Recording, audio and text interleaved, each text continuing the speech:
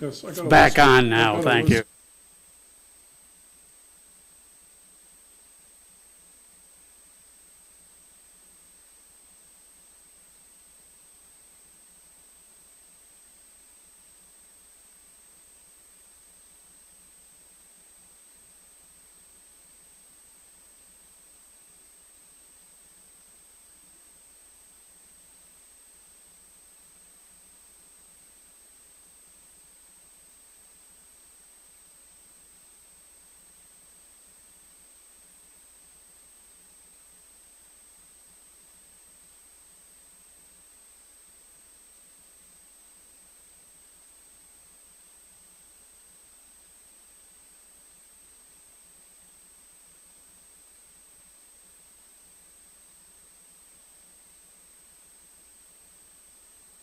One minute.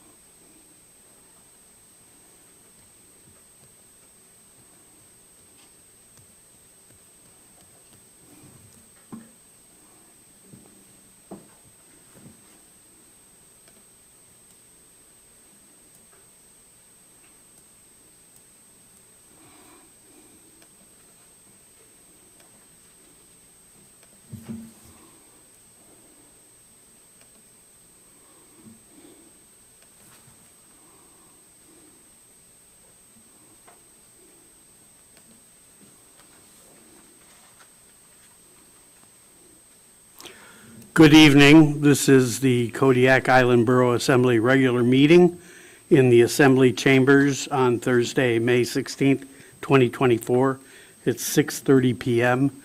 We have the invocation by Mr. Dave Davies. Thank you.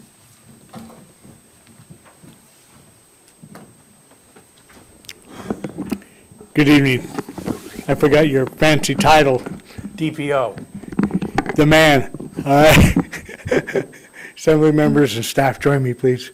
Gracious Heavenly Father, we bow our hearts and minds before you. We give you the praise and glory for the privilege to live here in the Kodiak Borough. So, Father, just now, even as we lift up our representatives, as they work with the new and the old business, we take time to acknowledge our people who are being proclamations. And Father, we ask a special blessing upon all our responders, those who protect us from the land, the sea, and the air. Father, this is a time of Memorial Month. And for those who are active serving, we just ask your continued blessing and protection upon them as they serve and protect us. Thank you, Father, in Jesus' sacred name. We pray, amen. Amen.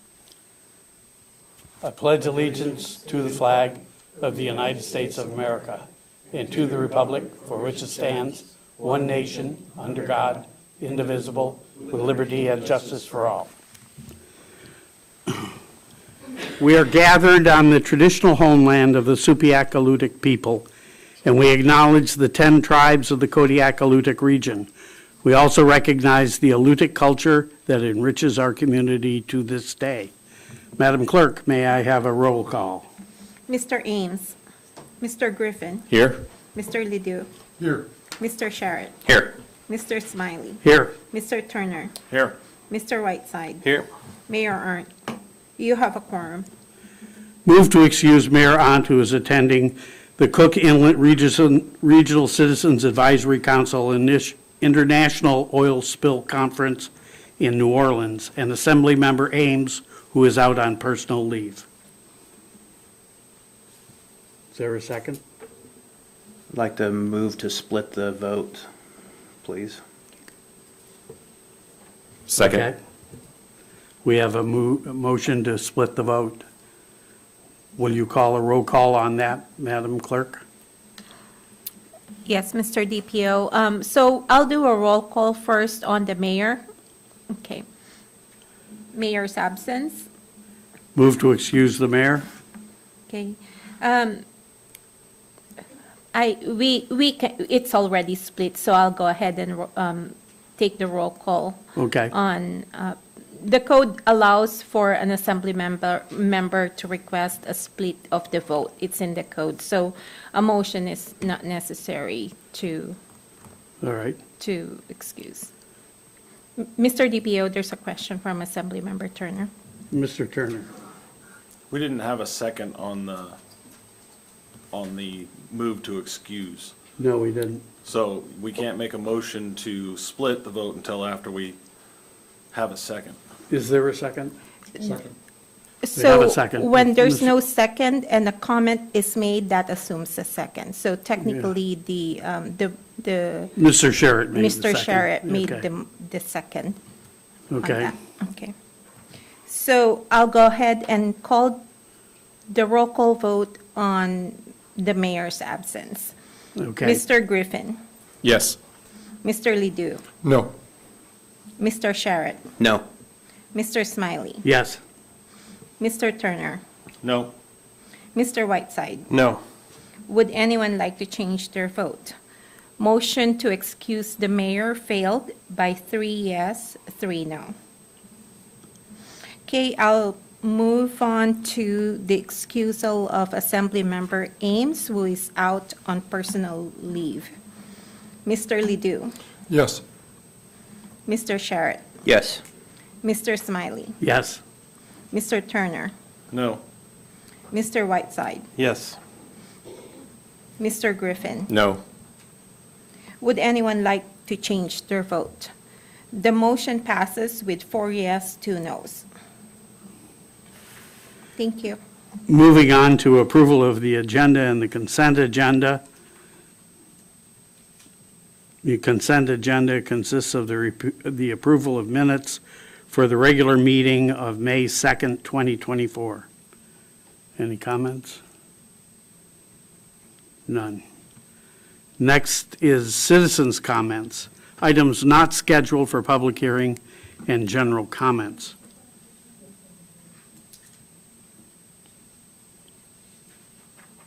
The local phone number is 907-486-3231.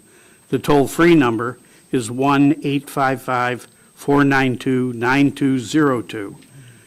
Please sign in and state your name for the record. Turn on the microphone before speaking. Address all remarks to the assembly as a whole and not to any member. If calling in, turn off any listening device to prevent feedback. Any citizens' comments? Mr. DPO, we Yeah. need to go back and approve the agenda. I'm sorry, it was missed there. All right. What do we need to do for approval of the agenda? We need a motion to approve the agenda and the consent agenda, please. Move to approve the agenda and the consent agenda. Second. Roll Voice call. vote? or- Voice vote for that. All in favor, say aye. Aye. All opposed? No opposed, therefore it passes. Are we now to citizens' comments? Yes, Mr. DPO, thank you. Again, the local number is 907-486-3231. The toll-free number is 1-855-492-9202. Please sign in and state your name for the record. Turn on the microphone before speaking. Address all remarks to the assembly as a body. And if calling in, turn off any listening devices to prevent feedback.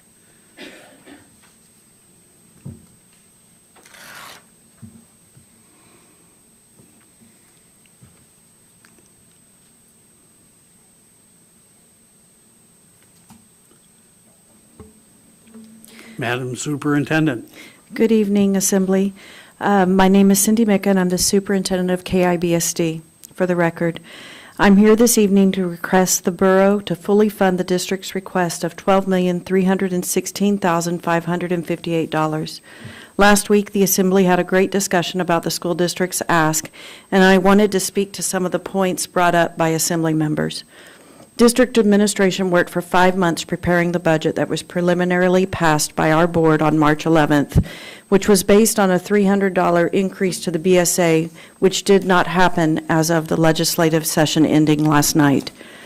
Additionally, a 10% increase to our health insurance costs is expected, and a $2.7 million use of our fund balance was used to balance the budget. What I want to emphasize is that in order to pass this budget, the district had to cut $4.2 million in expenses. This included eliminating 4 administrator positions, 18 certificated teachers, 2 counselors, 18.5 classified staff. This is almost 45 positions that were eliminated from our budget. On top of these personnel cuts, we reduced student travel by 25%, supplies across all departments by 10%, and cut all administrative travel that is not grant funded. But outside of these cuts, what people do not see is that we were unable to fund the additional requests made by campus administrators and departments that we usually fund with our fund balance, because we are using our fund balance to balance the budget.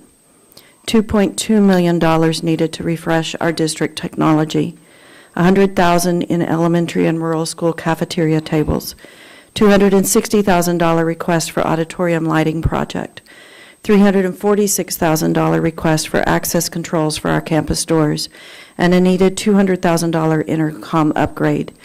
These are just a few of the project requests that have been denied this year due to the deficit budget we faced. Last week, an assembly member suggested withholding $2 million of the district's ask until it was determined what the state would provide. Last night, this legislative session ended, and there is no increase to the base student allotment. While there is money and one-time funding set aside for districts by the state, it isn't inside the BSA. This means we cannot forward plan with these funds, as we do not know if they will be there the following year. Unless money is put inside the BSA by the legislation, it is not fiscally responsible for us to use the money in one-time funding for salaries or benefits, as we are continuous employment for our employees. So what does withholding $2 million equate to? Roughly 15 to 20 more positions. Additionally, because there was no increase to the BSA in this legislative session, we face an additional $4.7 million deficit for the fiscal year 26 that will need to be addressed in our next budget cycle.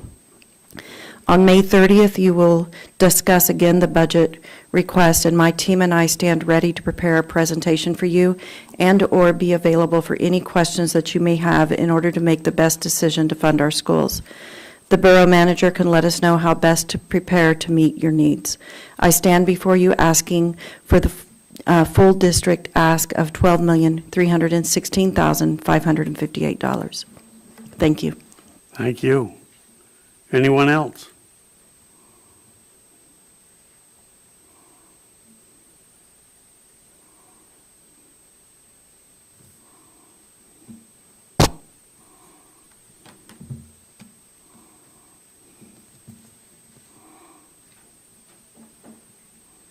Good evening. My name is Jason Keys, and I am the director of Kodiak College. And I'm here to advocate. Thank you. I'm sorry. There, I hear it. My name is Jason Keys, and I'm the director of Kodiak College, and I'm here to advocate for the continued funding for the Jump Start program. The initiative has been instrumental in providing our students with the financial support they need to pursue higher education. And I would like to share with you the profound impact of last year's funding and why it is crucial for the program to continue to receive your support once again. Last year, the Jump Start program received $77,818.25 in allocation from this assembly, and I'm proud to report that the funding has been put to excellent use with our students. With your support, we were able to assist 120 students from our community in covering a significant portion of their tuition costs. Remember that this funding covers $134 in tuition and then covers fees, leaving the student to pay $100 per credit. This year's allocation helped us subsidize 713 college credits for our students. I emailed my Jump Start report to the borough clerk, who has sent it on to you so that you can read the details of how we have used the money. Thank you, Irene. In that document are student testimonials about the importance of the funding and their gratitude to you for providing it. I know you've heard from several of our students over the course of the last few months, as well as staff and faculty, about the importance of this funding. The cost of higher education continues to rise, and without sustained funding, many deserving students may find themselves without the ability to pay for the education they aspire to. By continuing to fund the Jump Start program, you are not only investing in individuals' futures, but in the future of Kodiak itself. Education is the cornerstone of a prosperous and vibrant community. It equips our people with the skills and knowledge necessary to thrive in a competitive world and give back to their hometown. In conclusion, I urge you to support the Jumpstart program with the same generosity and commitment that you've shown in the past. The return on the investment is immeasurable, seen in the successes and stories of students like Benjamin, who came and spoke to you, and others, and in the strengthened fabric of this community. Thank you for your time, your dedication to our students, and your unwavering support of education in Kodiak. Any other comments? Any on the phone? No phone calls.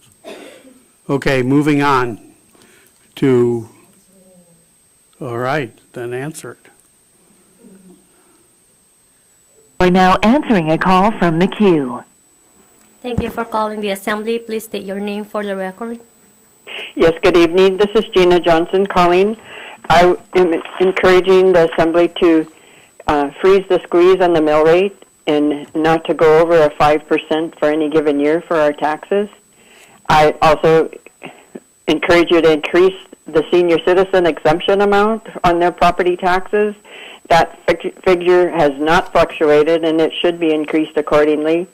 I'm sure people understand that with the cost of living and the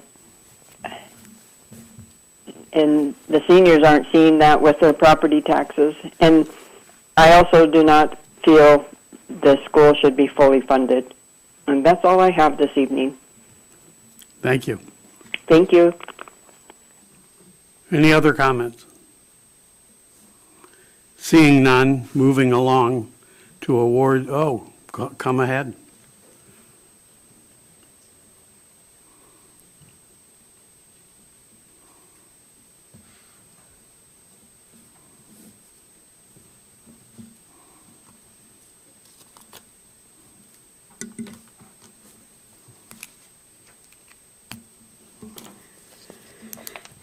Good evening, gentlemen and ladies. Please state your name. I'm Carlene McChesney. I had the pleasure of going to a city council meeting around December 17th.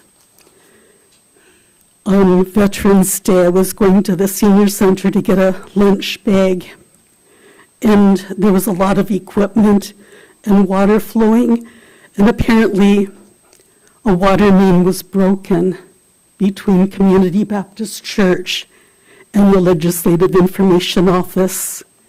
And I told my best friend about it, and she thought Trident Seafoods should fix it or be responsible because it was in front of their building. I thought the person that cut the main should pay for it. It turned out it was a contractor for GCI for laying broadband. And so I just happened to go to a planning and zoning meeting a few minutes later, and the guys there were discussing that broken water main, which I didn't know anything about it just from driving by. And then in the newspaper, there was a meeting of the city council downstairs, and it would take $2 million to fix that. $1 million immediately, this was about December 17th now, and then another $1 million in the spring. Breckens had already put all of their equipment away. But what I learned was your counterparts in the city council have been responsible with their money.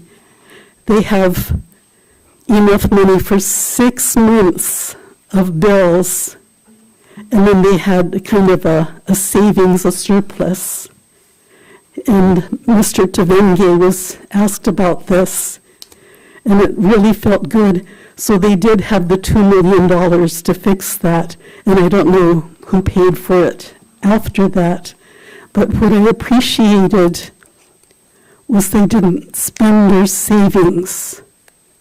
It was there for just such an emergency as this. And I urge you to do the same thing. We've got a lot of things happening right now. the canneries, the fisheries. My neighbors down the street pay $600 a month electricity because their homes, their little tiny affordable housing apartments, are heated by electricity.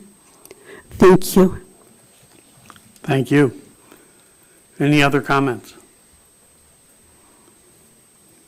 Seeing none, we'll move on to awards and presentations. The Office of the Mayor of Kodiak Island Borough, Alaska, has a proclamation recognizing June as LGBTQIA and Pride Month. Whereas Alaska led the way in recognizing equality is important to all Alaskans and was one of the territory to address discrimination and pass the first of its kind law in an American territory or state. And whereas all are welcome in Kodiak Island Borough to live, work, play, and every family and individual deserves a place to call home where they are safe, happy, and supported by friends and neighbors. And whereas the Kodiak Island Borough denounces prejudice and discrimination as an affront to our fundamental values, and whereas it is important that all people in our community, regardless of sexual orientation, gender identity, and expression, feel valued, safe, empowered, accepted, and supported by their peers and community leaders. And whereas the Kodiak Island Borough strives to actively promote the principles of equality, liberty, and justice to all citizens in the community, I, Scott Arndt, Mayor of the Kodiak Island Borough, to hereby recognize June 2024 as Pride Month in Kodiak. And this is for Mr. Scott Selgog? Yes, them.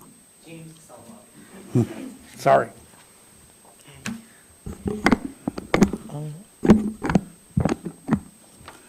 Thank you. Is it? Okay. Is Thank it you. on? Yeah, is it? All right. Thank you to the Kodiak Island Borough for this incredibly important proclamation. I'm deeply honored to accept it on behalf of the LGBTQ+ community of Kodiak.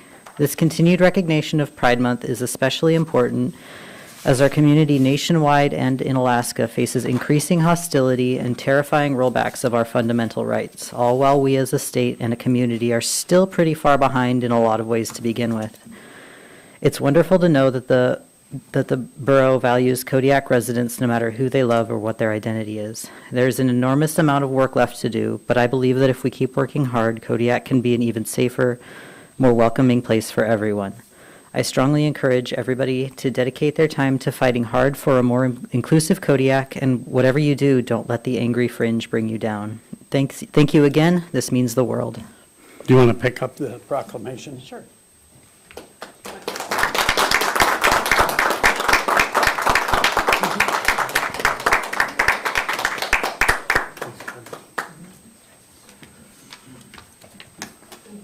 Maybe you gotta take a moment. Thank you. Moving along to public hearing, committee reports. Are there any committee reports? Mr. Whiteside. Thank you. So the joint Kodiak, I forget the name of it exactly. Joint Kodiak and Borough Fisheries Work Group met again, and there was a lot of discussion surrounding what to do with Gibson Cove. There was a decent amount of representation from the commercial fishing industry. There weren't any representatives from the representing subsistence users or recreational fishers, but there was a substantial amount of discussion surrounding the feasibility of adding a cold storage or microprocessing facility in that area.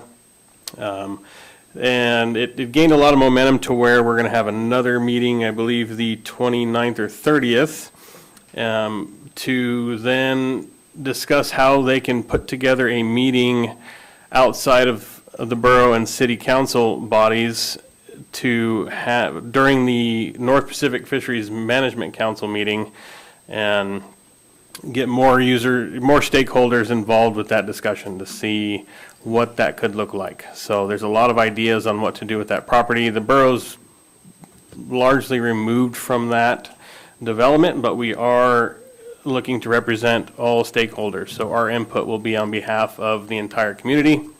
So I suggest anyone who's listening that if you have ideas on what you would like the Joint Fisheries Work Group to discuss, and not just regarding Gibson Cove, but how can we better provide services to subsistence fisheries users, recreational users, and of course, the commercial fishing industry. So I encourage you all to spread the word. We are going to meet regularly. This group kind of fizzled during COVID years, but we are up and running. There's a lot of energy behind it. We are committed to supporting all user groups that are surrounding our fisheries. So I recommend anyone who's interested, please attend these meetings. We are very receptive to your input. Anything else? Good. Thank you. Thank you. Any other committee reports? Seeing none, moving on to public hearing. Ordinance number FY 2024-17, an ordinance of the Assembly of the Kodiak Island Borough amending Title II Administration and Personnel, Section 2.30, Rules of the Assembly, Sections 2.30.060, Order of Business and Agenda, and Section 2.30.070, Ordinances, Resolutions, and Motions, to update the process for agenda setting and submission of items. Move to adopt ordinance FY 2024-17. Second.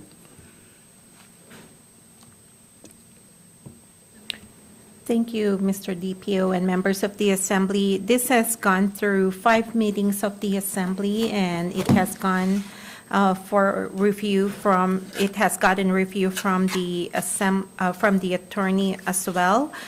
This ordinance proposes updated processes for agenda setting and submission of items. I'd be happy to answer any questions that you may have. Thank you. Are there any questions about any discussion about the ordinance? Mr. Ledoux.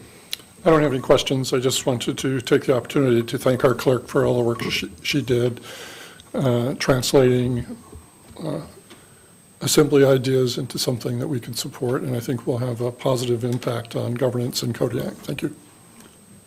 I made a mistake. We were supposed to open this for speakers to talk about it. The phone number is 907-486-3231. Toll free, the number is 1-855-492-9202. Please sign in and state your name for the record. Turn on the microphone before speaking. Please address all remarks to the Assembly as a body. And if calling in, turn off any listening devices to prevent feedback. Are there any public comments on this issue? Seeing none, we'll wait a moment for phone calls to come in.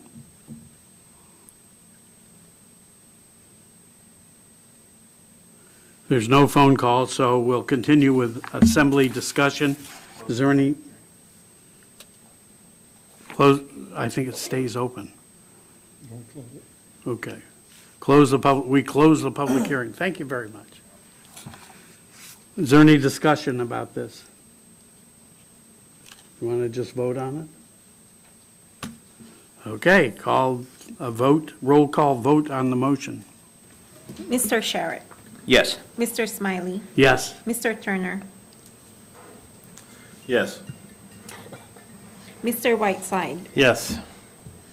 Mr. Griffin. Yes. Mr. Ledoux. Yes. Would anyone like to change their vote? Motion passes. 6-0. We're done with that one. Thank you. Okay, Borough Managers Report. Good evening, Mr. DPO and Assembly. I'd like to start tonight by welcoming Cody Allen, who started as a project manager in engineering facilities, and Neil Corporal, who started as a laborer in engineering facilities as well. It's nice to have some new staff members aboard and bolstering the E&F department. In our budget calculator tonight, we're at step 5 with ordinance introduction, so you can see the progress we're making there. On May 8th, the Department of the Interior sent Senator Sullivan a response concerning the KAB property that was most recently used as the mental health buildings. I've included that letter in your packet tonight so you can see what that says. The letter shows that public housing does not go against the terms of the deed restriction, but of course it's not as simple as that, so you have to keep reading. I saw in the comments from last week's meeting there was some questions about rule cap. After they gave our presentation on Monday, they gave a presentation to the city of Kodiak the next day. Our DPO and our assessor and I went over and listened to that presentation, and I think Mr. Smiley answered some of those questions last week. But it seemed as if the city of Kodiak property was the property that they were going after.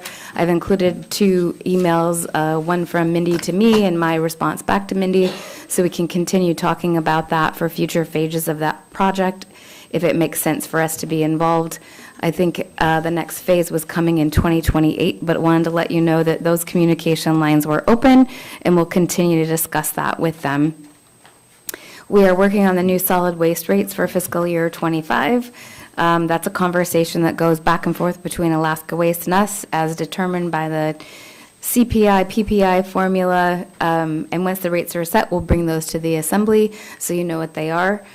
The MAPTR calculation is finalized. I updated that handout for you so you know what the tax cap is for the fiscal year 25 budget. 2 weeks ago, I missed the meeting because I was at the Prince William Sound Regional Citizens Advisory Council Board of Directors meeting in Valdez. I am a standing member on the Information Education Committee and was appointed to the Long Range Planning Committee for the first time this year, so I'm excited about that. They do a really good highlight. There's 4 pages of highlights, which I attached to the back of your packet in case you're interested in it. If you are one of those people who likes to click on the links, I can forward you the electronic version as well, because there's a lot of links in there. A couple of weeks ago, we got a records request from a KIB resident about land sales that have been taken, that have happened since 1980. That was a really long research project for staff, and so I wanted to share that with the assembly. That's that stapled packet you have in front of you. There's just 5 sheets there that show you all the land sales since 1980, so it gives you an idea of where we have gone, and as we continue that conversation, I think that's useful information. Assembly member Sherritt had asked about the impact of changing exemption amounts. You'll see that next section there. The final section on page 3 talks about the different exemptions and what the fiscal impact is if we were to change those exemptions. On page 4, it's a reminder about that emergency management training and the 5 positions that we are currently recruiting for here at the Borough. In community development, they are about to wrap up their local contest for the Plan 2045 with the high school. That closes on the 17th. They had 22 submissions, which is really exciting for them because a lot of this stuff has been so long since we've done this. The community has kind of forgotten what the hazard mitigation plan and comprehensive plans are. So it's great to see the community get involved with those. Planning and zoning met last night. The commission recommended approval of a land disposal application related to an easement for KEA, and the ADU amendment was recommended to go forward for approval by the assembly. So you'll see that coming in meetings here coming up very soon. The American Planning Association National Online Conference was attended by our Community Development Director and our Associate Planner. They are actually traveling to an in-person conference coming up too, so it's nice to see them get out and some training. Unfortunately, we found out that we did not get picked for the AARP Community Challenge Grant for the White Sands Beach Access Project, but we learned a lot about how that process works, and those grants are constantly ongoing. AARP grants about 300, and they had 3,300 applications, so the odds were not in our favor, but we're going to continue to work on ways to get that project done. In assessing, there's a layout of how many senior citizen and disabled veteran exemptions happened. I think the important part for the community to know is field work is getting ready to start. The review areas that will be done in person this year are Menashka, the Flats, Chiniak, and Passaic Shack. Postcards have been sent out to property owners to let them know to expect assessing staff in their areas this season, so you'll start seeing people in their bright yellow reflective vests coming to your area to check out your property. Please don't be afraid of them. Go outside and talk to them. They are working on behalf of the borough. SEMA is out of the office until June 3rd, down in the lower 48, getting some much deserved rest from the borough. In engineering and facilities, Dave got the chance yesterday to travel out with Alaska Fish and Game to the Sultry Cove project to inspect the work. Much of the work has been completed, and now we are going to work on the invoicing and wrap up of that project. We're also, I think, as Dave mentioned last week, that contract that we signed in 2020 puts us on the hook for keeping that maintained. So we'll have to figure out what that means as we move forward. The Solid Waste Contract Committee met this week. We are to a point where Patricia in E&F has the draft of the Second Amendment. So after the Solid Waste Committee goes over that, that'll be coming forward to the Assembly as well. So we're excited to get that moving. At the landfill, we had a tour for the 162nd Medical Group that went through the landfill and the leachate treatment facility. There were 14 people who came out, and it really gives the landfill staff a chance to shine. We kind of go out there and see them every day, and you forget how much they really know about the intricacies of what they're doing. So they did a great job. Got a lot of good comments from that. At the school district, the Peterson roof project has started. They have removed the ballast and insulated panels. Materials are starting to arrive, and so they are working on their layout area. So we're excited to see that project finally take off. I got the chance to tour the pool as it was drained this week to find out, kind of get a firsthand look of what the problems were over there. It is drained. You can see the rust coming through the tile. We're meeting with them at 9 a.m. on Monday to come up with a plan to get the pool back up and running. Corey Grons from the city Parks and Recs and the superintendent and borough staff will get together and figure out what the best path forward is. They have cleaned off the rust spots, and they are looking at ways to treat them so we can get the pool back in service. At the long-term care center, Alaska Department of Environmental Conservation has given us permission to land spread the treated soils at the site this summer.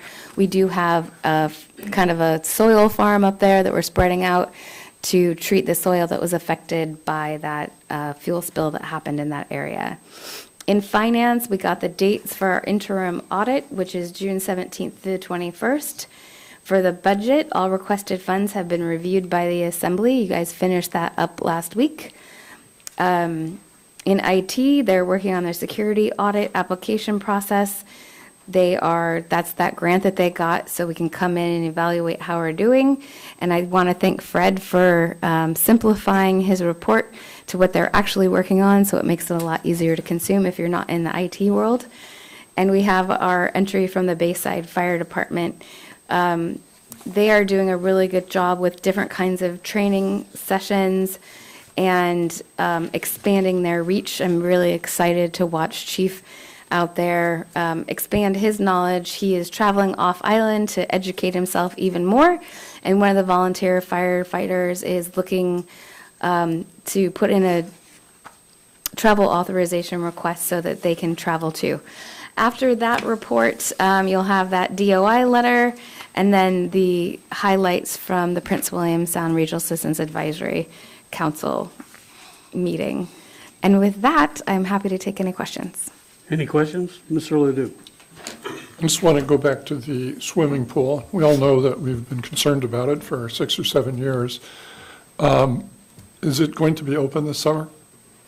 I think that it is. What we're talking about now is figuring out what we can do to open it, and it will be safe and keep it operating until we have a plan on how to fix it permanently.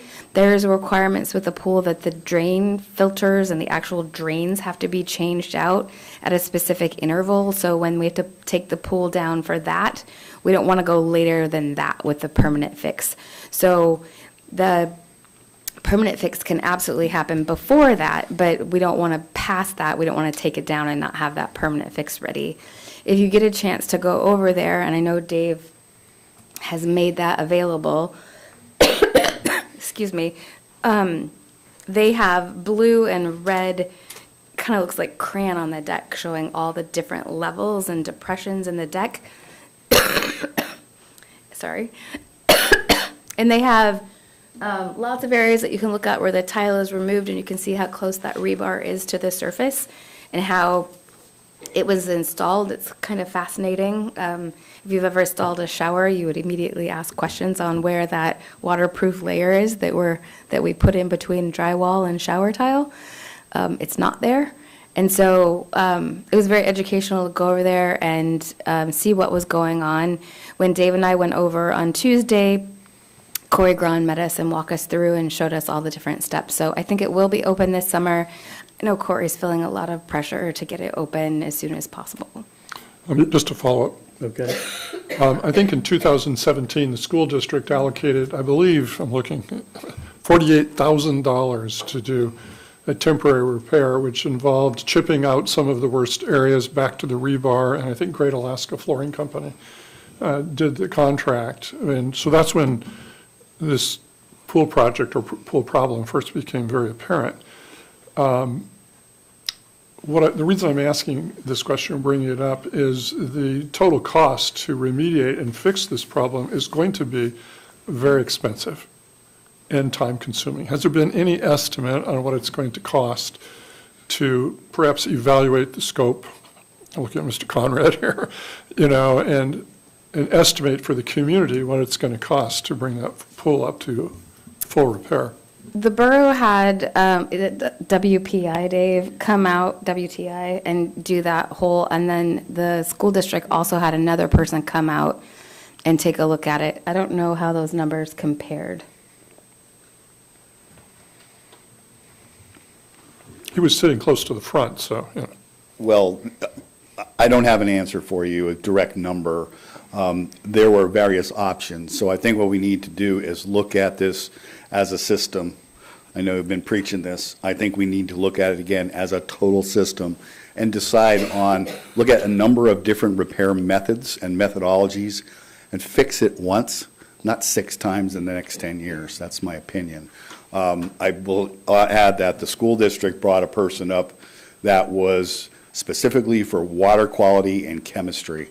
And I believe that the chemistry meaning saltwater pool, chlorine type pool, whatever it is, whatever we finally decide on, you need to have the right support mechanisms and machinery behind it to make sure it works properly and functions.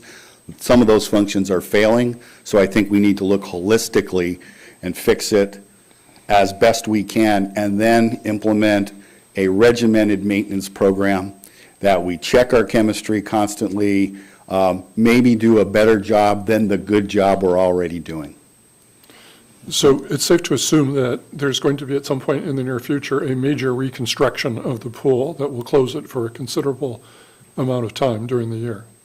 I would say that it would, if we do it in a time frame, Corey told us that this is about the best time of year to do it.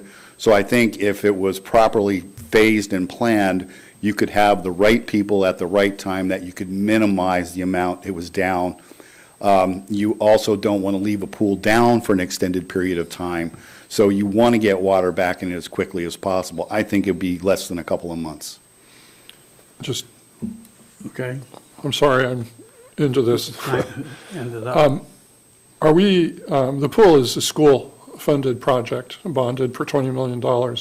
So I would think that this fall, and I'm not sure what the due date is, that we should do a really good job asking for state funds to fix that. And if we had sort of an estimate, we might be able to get in on some funds the next time the legislature meets to fix it, because they have funded a number of pool repair projects, at different districts throughout the state, and it would be really important that we really try to, get some of that money, I suppose. That's what I'm saying. Well, there's also grants available for the replacement of these, of the drains and whatnot. So there are alternate sources. I think we should look at as many outside funding sources as possible, rather than looking back to the taxpayers all the time to fix something that's only 15 years old. And I appreciate all the work you're putting in this, Mr. Conrad. Thank you. Mr. Sherritt. Thank you, Mr. DPO. My comment is about the pool. I'll keep mine directed to the manager and in question format. As we have the pool drained, I was able to go over and take a tour of it. I really appreciate Mr. Conrad and Patricia for taking their time. Very informative. My question is this: as we move forward with the potential for the lifespan analysis of this pool, I would love to see what the application of a liner would be. So if we can have our staff include the installation of a liner, since there is an absence of a liner or waterproof membrane currently, that an overcoat liner, and Mr. Conrad and I have had multiple conversations about this. I guess I want to ask, direct, if I may, that liner be included as a primary option for the pools going forward. Is that something that you can? Perfect, thank you. Can I make a point of order? I believe we're heading into a conversation of a substantive conversation of an item that's not on the approved agenda. Yeah.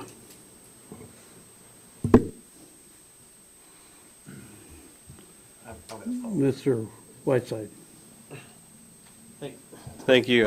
This is regarding the letter from Senator Sullivan's office regarding the housing. So I'm a little behind the curve on this one. As I understand it, the original plan was to develop it and get some funding from one of the canneries to then update it to use it for their transient employees. It seems if that's correct, and it doesn't seem like we can use it can be used for that purpose. Is there a path forward for developing this property and getting it to where it is usable, and what would that look like? Do we have any opinions on that yet? I'm sorry, point of order. I think we're heading down to a substantive discussion on an agenda item that's not on the approved agenda, with my apologies. May I rephrase? Yes. Do I understand this letter correctly, in that the original intent was to have this retrofitted and then have it funded by one of the processing plants to house their workers? Yes. Okay, thank you. Any other concerns? Moving on. Messages from the Borough Mayor. Is the Borough Mayor on? No, he's not, so we don't have that. Consideration from the calendar. What? I'm sorry. Go ahead. Thank you. Contracts.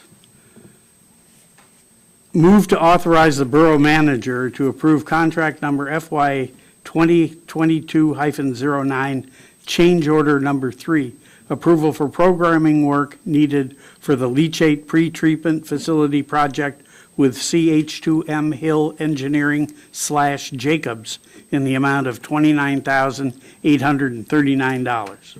Second. Staff report. Madam Manager. Thank you, Mr. DPO. Our Engineering and Facilities Director, Mr. Conrad, is here to inform you about this contract. So as we discussed last week, this is basically a software and hardware upgrade for the leachate treatment plant, which has not been done since the inception and implementation of the plant. Last week, I discussed and told you that the change order that we're asking for is $29,839. I would like to correct and let you know that the borough will be investing about another $6,000, and that we're going to be buying licensing and certain hardware. So that was not mentioned here. The change order to Jacobs itself is the $29,000, and they're the ones that'll be in the reprogramming. Mr. Sherritt asked last week, and I verified with IT that there is fail-safes in here, and it is behind firewalls so that we can hopefully attempt to avoid any weird hacking going on at a leachate treatment plant. Why somebody wants to do that, I don't know, but perhaps those people are out there. So if there's any questions, I'm happy to answer your questions. Any questions about this? Seeing none, move to a roll call vote on the motion. Mr. Smiley? Yes. Mr. Turner? Yes. Mr. Whiteside? Yes. Mr. Griffin? Yes. Mr. Ledoux? Yes. Mr. Sharon? Yes. Would anyone like to change their vote? Motion passes, 6 yes, 0 no. Number 2, contract number, oh, wait a minute. Move to authorize the borough manager to approve contract number FY 2024-33, facility heating fuel oil and highway fuel for Kodiak Island Borough facilities and vehicles with Petrostar Incorporated doing business as North Pacific Fuel. Madam Manager. Thank you, Mr. DPO. Mr. Conrad will be covering this one as well. Yes, this is a joint effort between the school district and the borough. I would like to personally thank Sandy and her staff for putting this together. They bring it to me, my staff, to overview. It is advertised jointly for the borough and the Kodiak Island Borough School District. This effectively, because of the consolidation, gets us better pricing for a year at a time for these fuel rates. And what is before you is the results of that. And I believe it is Petrostar that is the apparent low bidder for this, and I would encourage you to approve this contract. Any discussion on the assembly? Seeing none, roll call vote on the motion. Mr. Turner? Yes. Mr. Whiteside? Yes. Mr. Griffin? Yes. Mr. Ledoux? Yes. Mr. Sharon? Yes. Mr. Smiley? Yes. Would anyone like to change their vote? Motion passes, 6 yes, 0 no. Okay, ordinances for introduction. Ordinance number FY 2025-01, receiving the 2024 certified real and personal property tax roll, levying ad valorem property taxes for tax year 2024, consisting of an area-wide tax, Women's Bay Fire Area Tax, a Women's Bay Road Service Area Tax, a Bayview Road Service Area Tax, a tax in the Fire Protection Service Area Number 1, a Menasca Bay Road Service Area Tax, a tax in Service Area Number 1, Roads, a Woodland Acres Streetlight Service Area, a tax in Service Area Number 2, a tax in the KIB Airport Fire Service Area, a tax in the Trinity Island Streetlight Service Area, and a tax in the Mission Lake Tidegate Service Area, levying commercial aircraft tax, providing for the collection of taxes due in 2024, and setting the date when taxes become delinquent. Staff report. Move to advance ordinance number 2025-01 to public hearing at the next regular meeting of the Assembly. Second. Madam Manager. Thank you, Mr. DPO. When you saw this last week, the roll had not been certified yet.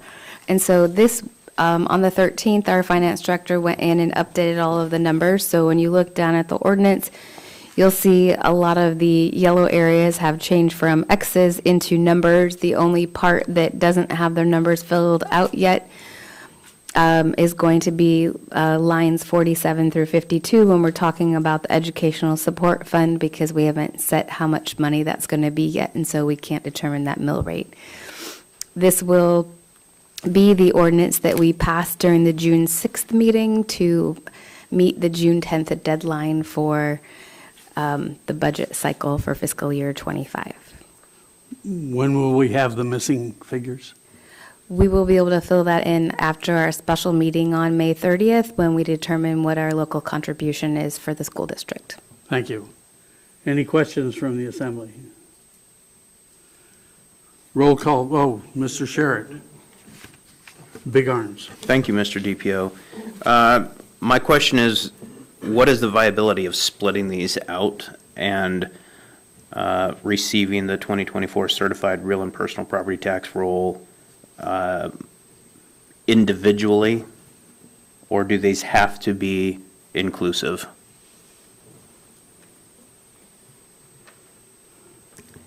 One moment, please. I'm waiting for the finance director to make her way forward.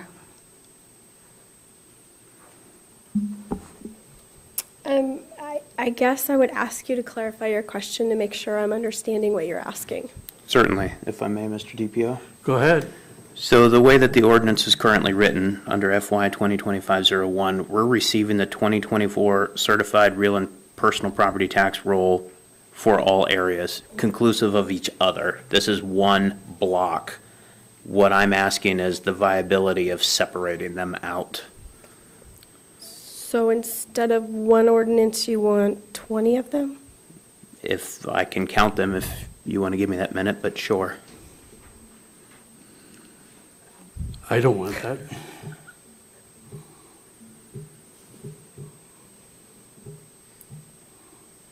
I'm sorry, I didn't hear an answer. Is it a yes, I no? don't know. I could ask the attorney if it has to be a cohesive unit. The certified roll is one cohesive unit. I suspect ours would have to be the same thing, but I don't know that for a fact. Okay. I would definitely like an answer for that because, and I guess the purpose of this is I don't agree with some of them. So, and I guess if I'm voting on this as a conclusive package, I think that that's a bias that I'm not willing to put myself on there. Mr. Turner? Could I ask what, you said some you don't like on this. Are you talking about service districts or just the blanks? No, I'm talking about service districts particularly. I'm talking about the Mission Lake Tide Gate service area, Bill's Flats service area. So, yeah, there are some that I don't necessarily agree with. Again, my question still stands on, is this a take it all or leave it? So. You can always amend those particular lines. You can do that now if you want. Or you can wait until we have the public. And final numbers. Mr. Whiteside? No, thank you. That answers my question. There were some concerns brought up by multiple members of the assembly regarding one of the service areas, so I just want to make sure we have the opportunity to discuss that at some point and potentially amend it. Thank you. Your clerk has a question. Yes. If, Mr. DPO and members of the Assembly, if you're going to propose changes to the ordinance, I would suggest that you draft your changes and provide them to us so we can include them in the packet, so there's no surprises to the other Assembly members. And then the staff would have the opportunity to see what you want to make changes on. That would be great if you can do that before we release the packet next time. Thank you. Mr. Ledoux? Well, more importantly, I think the service district boards need to know that if we're going to be talking about their proposals, they need to know about that in advance, so they certainly could be a part of the discussion. So I don't have any problem with splitting it. That's why we're here, is to look at those things. But I do want to make sure that people know what's under consideration, because generally the Assembly hasn't done that in the past, so I don't want to catch people off guard. Mr. Whiteside again. So to clarify, we could move to, could I submit a motion to amend right now, or does it have to be for the next meeting? So if I have a particular line I'm looking at, can I make a motion to amend it right now? You can make a motion now if you'd like to do that, and then we'll take a roll call vote if it passes. However, if you're making substantive changes to the ordinance, I think it's always good to give an opportunity for staff to kind of go over the changes that you're going to make, because we want to make sure that it jives. Thank you. You gonna wait? Okay. I think we're gonna wait on that. I'll hold off. Any other concerns on this? Let's have a roll call vote on the ordinance. on the Mr. motion. Whiteside, Point of clarification, what are we voting to do right now? Move It's it forward. moving it forward to public hearing. Thank you, yes. Thank you. Mr. Whiteside, Mr. Griffin, Yes.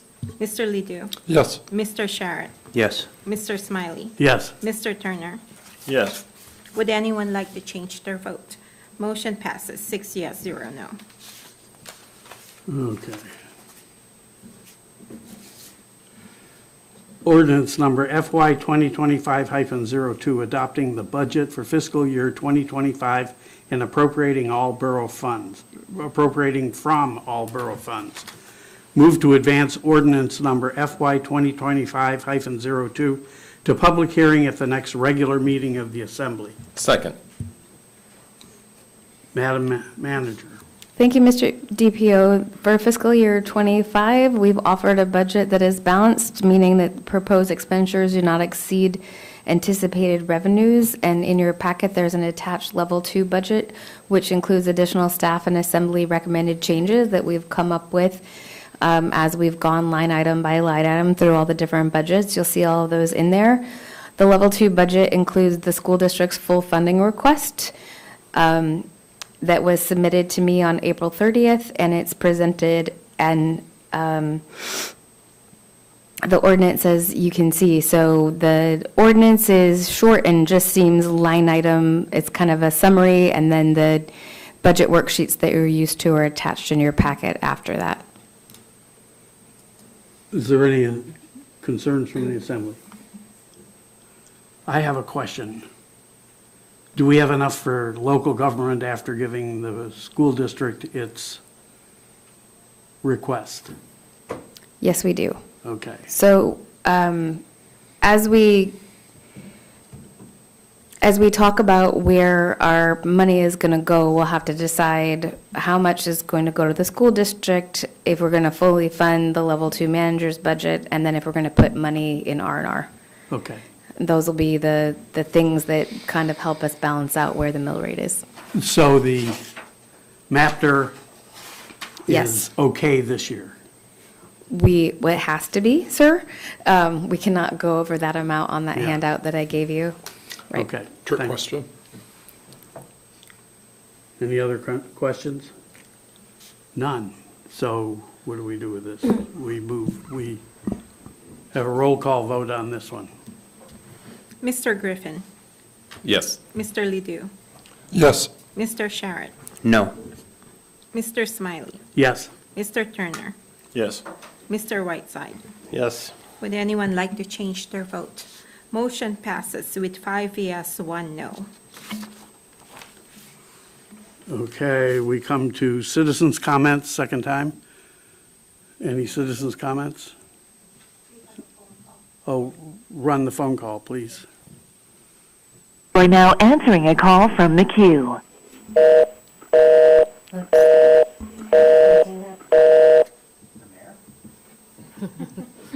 How rude.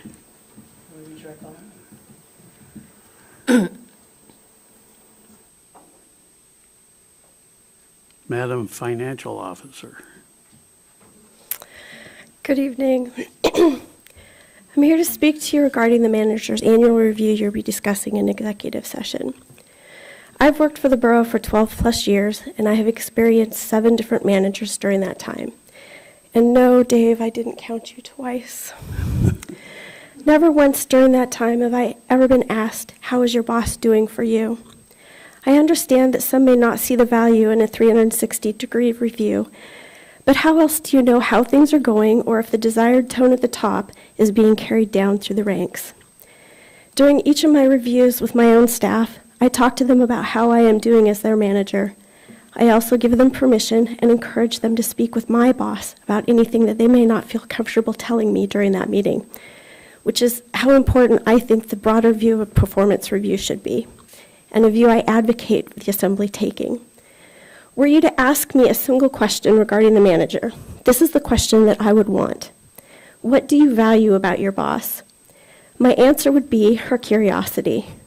You can teach most anyone how to do a process or how to do a calculation, but you cannot teach curiosity, and I value that above most all traits.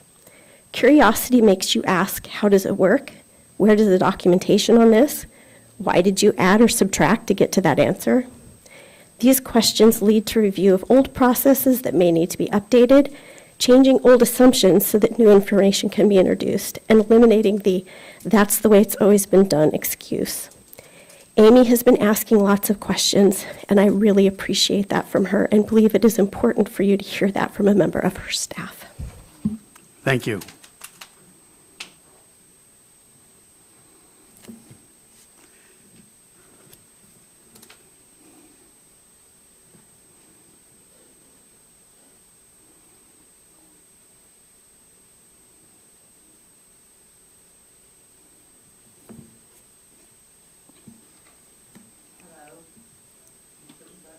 Yep. There we go.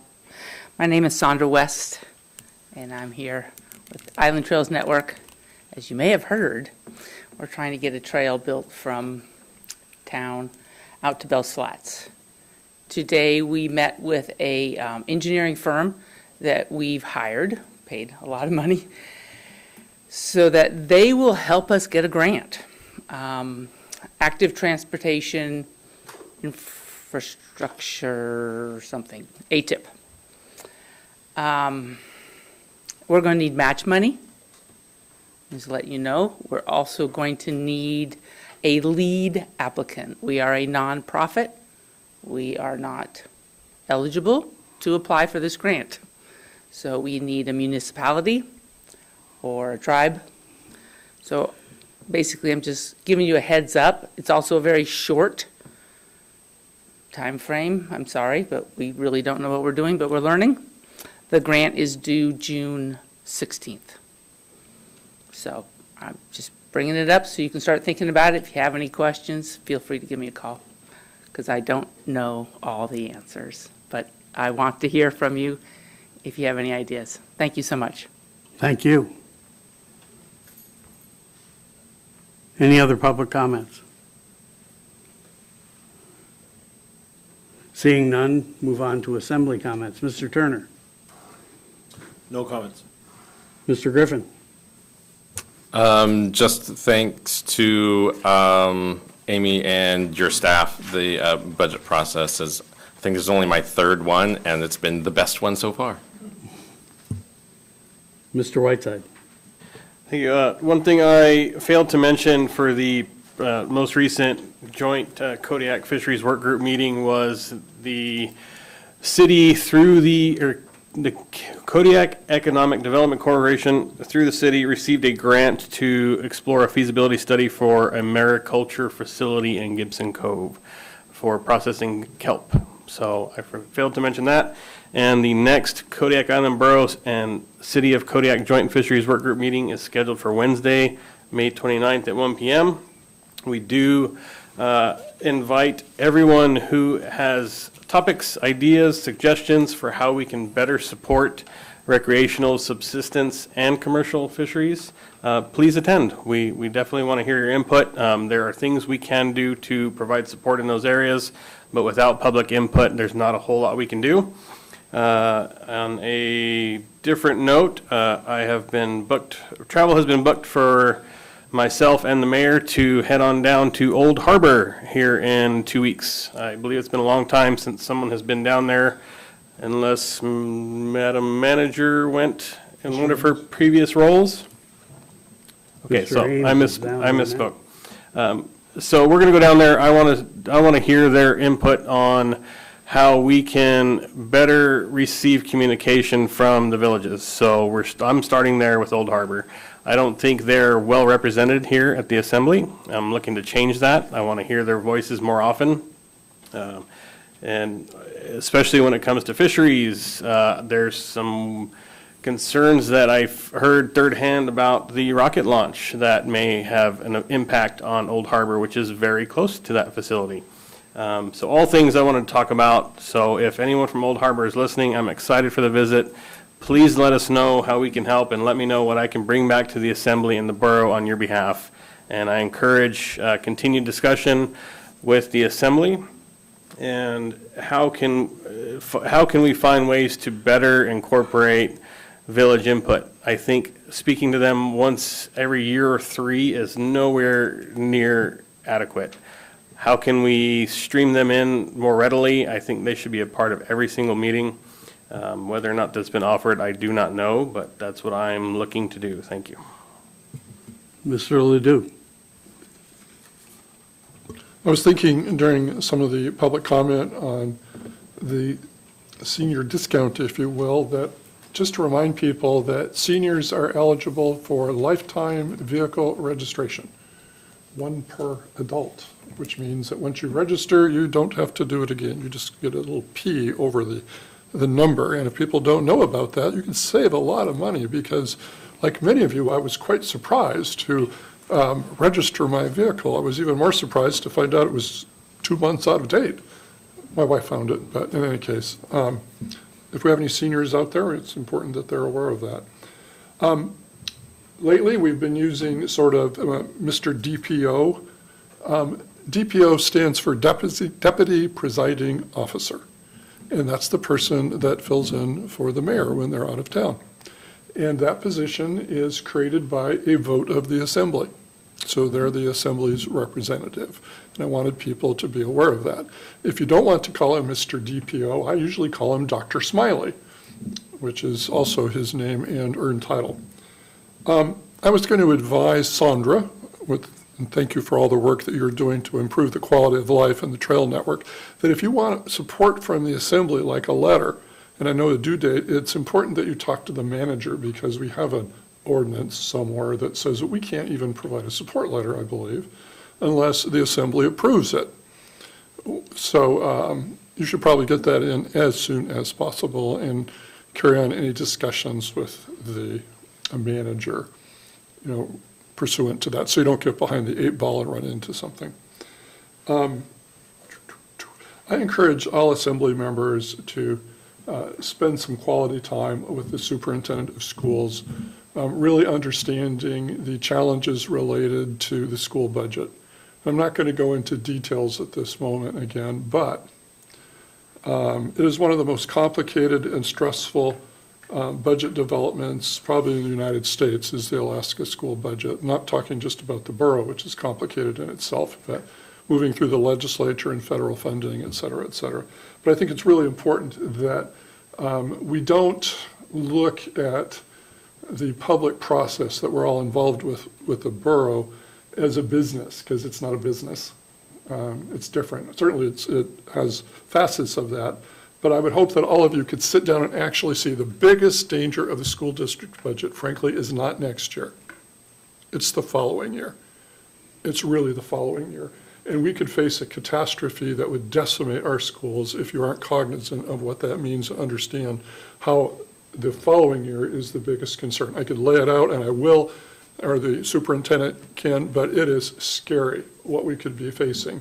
And it's not something that you can fix because of the window of how much the borough can give in any single year.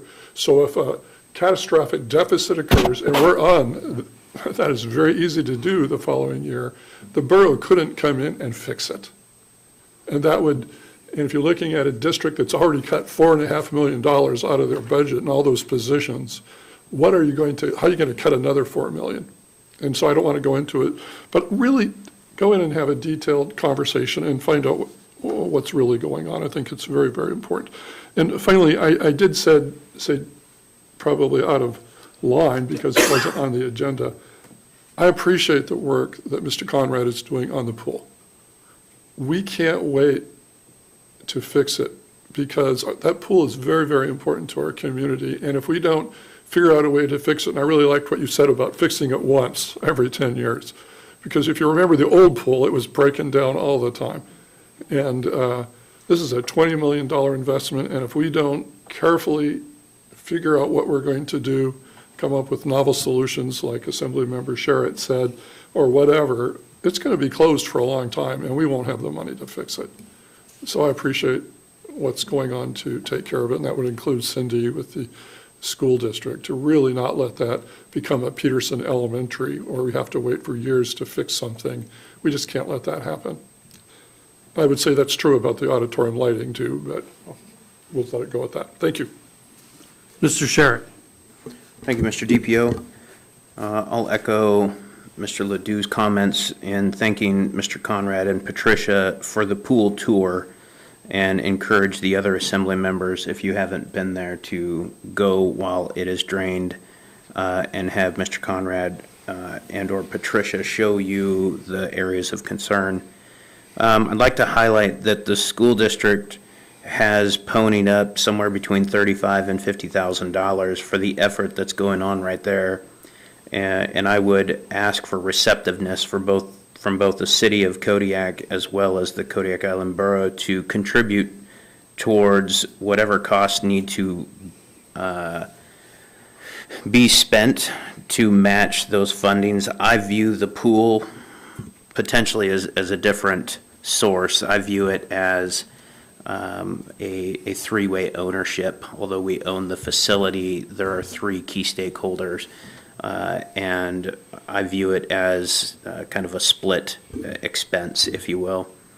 So I would encourage us to take a look at that. If the school district has already contributed those funds, there might be some additional funds if we can ask from the city and from the borough as well. Also, Memorial Day is May 27th. I want to remind that Memorial Day is for those military members who have paid the ultimate price for our country. So while you're grilling and enjoying Crab Fest weekend, remember what that holiday is for. Thank you to the school district for showing up. I appreciate the testimony that you guys give, the work that you guys do. I greatly appreciate it. So thank you very much. Finally, I would also like to talk a little bit more about the senior and veteran exception. After giving this some additional thought, I would actually like to see the senior and veteran exemption be tied pro rata with year-over-year increases to assessments. So if the assessment goes up 20%, the exemption goes up 20%. So that way it stays proportionate to each other, and I think that that's a fair way forward. Outside of that, I appreciate the staff. I appreciate our finance director for answering questions that you weren't prepared for, so appreciate that. Thank you very much. All borough offices and facilities will be closed to the public on May 27th in observance of Memorial Day. And there will be a Assembly special meeting on Thursday, May 30th, 2024 at 6:30 p.m. in the Borough Assembly Chambers, followed by the Assembly work session. The next regular Assembly meeting is scheduled on Thursday, June 6th, 2024 at 6:30 p.m. in the Borough Assembly Chambers. We are now going to enter executive session. Thank you for being here.